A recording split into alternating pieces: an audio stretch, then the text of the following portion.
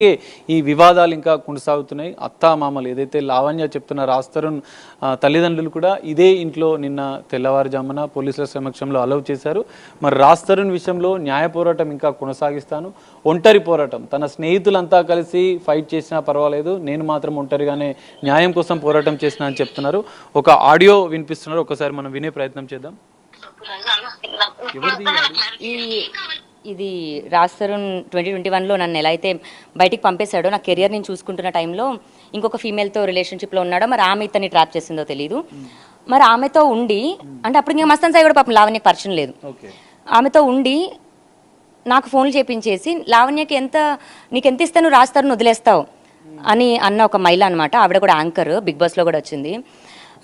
వినిపిస్తాను. Yeah, so మరి అప్పుడే ప్రాపర్టీ నాకు ఇస్తానంటే ప్రాపర్టీ గురించి కాదు ఇది ఫైట్ అని నన్ను అడిగారు. అలా జరుగుతున్న గొడవ. నేనేం చేసిన లైఫ్ లో నేను నా ఇంట్లో చెప్పేసుకున్నాను, నా లైఫ్ లో ఈ అబ్బాయి మాత్రం మన ఇంట్లో ఫ్యామిలీ మెంబర్ నాతో ట్రావెల్ అవుతాడు అని. ఓకే ఓకే హరియానా, ఆ అబ్బాయి కూడా నీకు ఫ్రెండ్ గా ఉంటాడు. మీ పేరు విన్నారు కదా ఇందులో. ఆ అమ్మాయి రాస్తరును ఇక్కడ ఉన్నారు. నాకు ఫోన్ చేశారు తాగేసి, మీతో మాట్లాడి నాకు ఫోన్ చేశారు ఇద్దరు కలిసి.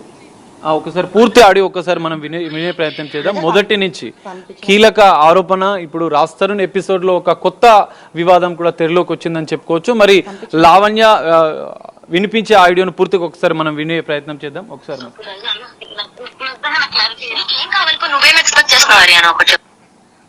ఇదేనా ఏం కావాలి, నువ్వేం ఎక్స్పెక్ట్ చేస్తున్నావు హరియానా ఒకటి చెప్పు. నేనేం చేసిన లైఫ్ లో నేను నా ఇంట్లో చెప్పేసుకున్నాను, నా లైఫ్ లో ఈ అబ్బాయి మాత్రం మన ఇంట్లో ఫ్యామిలీ మెంబర్ నాతో ట్రావెల్ అవుతాడు అని. ఓకే ఓకే హరియానా, ఆ అబ్బాయి కూడా నీకు ఫ్రెండ్ గా ఉంటాడు. ఫ్రెండ్ కాదు లావణ్య, మరి ఏంటి హరియానా చెప్పు, ఏంటి ఇప్పుడు చెప్పు, పేరు చెప్పు చెప్పు. ఏం చెప్పు, ఫ్రెండ్ నాకు చాలా ఎక్కువ, నాకు చాలా ఇంపార్టెంట్. మనిషి నాకు అవసరం లేదు, అవసరం లేదు, ఈ మనిషి నాకు ఉండాలి లైఫ్ లాంగ్. మనం యాజ్ సింపుల్ as that. ఉండకపోతే ఏం చేస్తావు? బుర్ర గోడకేసి బాధపడతాను. ఓకే, అందుకని ఏం చెప్తాను, కానీ ఉండకుండా ఉండదు. ఇది ఫైన్. ఇదేనా ఇద్దరు కలిసి నాకు చెప్పాలనుకుంది? నేను కాదమ్మా, నేను ఫస్ట్ క్లాస్ కి చెప్పాను డిసిషన్. సో ఇది కూడా ఆల్రెడీ నువ్వు ఇంట్లో చెప్పావు అంతే కదా? నేనైతే చెప్పాను లావణ్య. ఓకే, అంటే ఇప్పుడు నువ్వు చెప్పావు ఫ్రెండ్ గా కావాలి అబ్బాయి నీకు, నేను నాకు రెస్పెక్ట్ చేస్తావు. సరే సరే వెల్ విషరా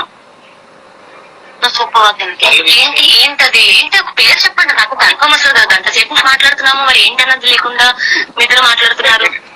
పర్పటీసా, లేకపోతే రిలేషన్షిప్ లో ఉన్నారా, ఇల్లీగల్ అఫేరా, లేకపోతే పెళ్లి చేసుకుంటారా, లవ్ లో ఉన్నారా, లేకపోతే ఏంటి? చెప్పు చెప్పు చెప్పు చెప్పు. అదే కదా, నేను కాదనట్లేదు చిన్నోడా, నీకు ఒక సో ఇలా ఈ రోజు నుంచి ఇవన్నీ కూడా నేను బయట పెడతాను. రాస్తరుణ్ పరువు పోకూడదు అన్న దగ్గరే ఇదాగాను. 2021 ఎండింగ్ లో అనుకుంటా అండి ఆ రికార్డింగ్. ఇద్దరు నాకు ఎంత టార్చర్ పెట్టారు. నేను మళ్ళీ నా కెరియర్ స్టార్ట్ చేయడానికి డీజేయింగ్ అని గోవాకి వెళ్ళిన నేను 3 నెలల్లో బట్టలు చదువుకొని వెనక్కి రావాల్సి వచ్చింది.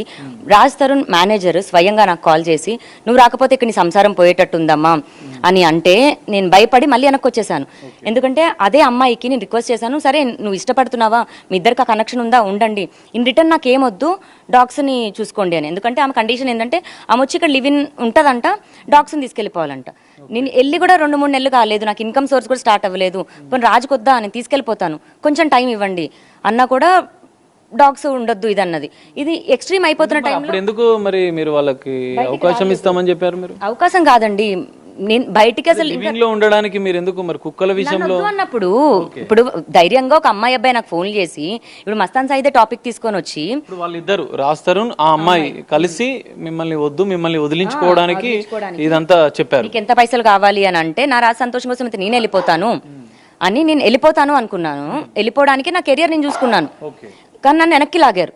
మళ్ళీ కరెక్ట్ కాదు అని వెనక్కి వచ్చిన తర్వాత మళ్ళీ మేమేదో సర్దుకొని జీవనం సాగిస్తున్న టైంకి ఎలాగైనా వదిలించుకోవాలి దీన్ని అనుకొని మస్తాన్ సాయికి నన్ను అంటగట్టారా, లేదా అదే టైంకి నాకు మస్తాన్ సాయితో పరిచయం న్యాచురల్గా ఏర్పడిందో, నిజంగా ఇప్పుడు ఇది ఓపెన్ గా నేను ఫైట్ చేసి నిజాలు ఏంటి అన్నది బయటపెట్టి అసలు జరిగిన వాళ్ళల్లోని ప్రతి ఒక్కరికి చట్టపరంగా ఏవైతే చర్యలు పడాలో అన్ని పడిపిస్తాను.